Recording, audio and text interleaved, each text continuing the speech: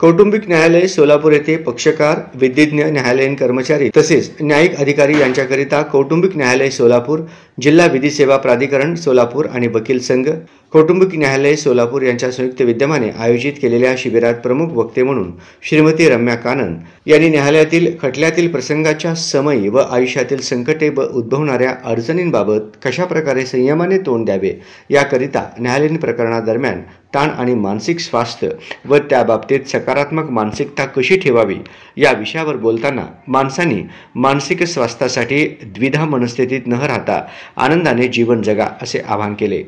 याप्रसंगी कौटुंबिक न्यायालयाचे न्यायाधीश श्रीमती एस.व्ही. घारगे यांनी सोलापूर न्यायालयीन प्रकरणादरम्यान पक्षकारांचा, विधिज्ञांचा व न्यायाधीशांवर किती ताण असतो व त्यावेळी आपली मानसिक स्वास्थ्य सकारात्मकतेने ठेवून आपले कार्य कसे पार पाडावे याबाबत अतिशय समर्पक असे मार्गदर्शन केले। या शिबिराकरिता व्याख्याते म्हणून उपस्थित असलेल्या श्रीमती डॉक्टर रम्या कानन यांचा परिचय श्रीमती मुलबाड यांनी करून दिले। तदनंतर प्रमुख पाहुण्यांचा सत्कार न्यायाधीश श्रीमती एस.व्ही. घारगे यांच्या हस्ते करण्यात आले। कार्यक्रमाचे अध्यक्ष म्हणून श्रीमती एस.व्ही. घारगे, न्यायाधीश कौटुंबिक न्यायालय सोलापूर व प्रमुख पाहुणे म्हणून श्रीमती एस.ए.आर. सय्यद, दिवाणी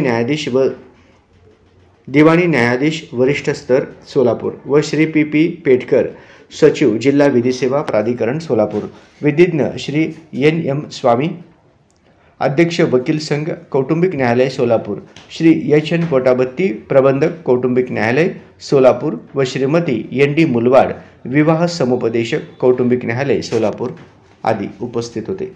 सदर कार्यक्रमाचे सूत्रसंचालन एच.एन. पोटाबत्ती, प्रबंधक कौटुंबिक न्यायालय सोलापूर व आभार प्रदर्शन जी.के. गोरे यांनी केले। सदर कार्यक्रमास बहुसंख्य विधिज्ञ वर्ग व महिला पक्षकार उपस्थित होते।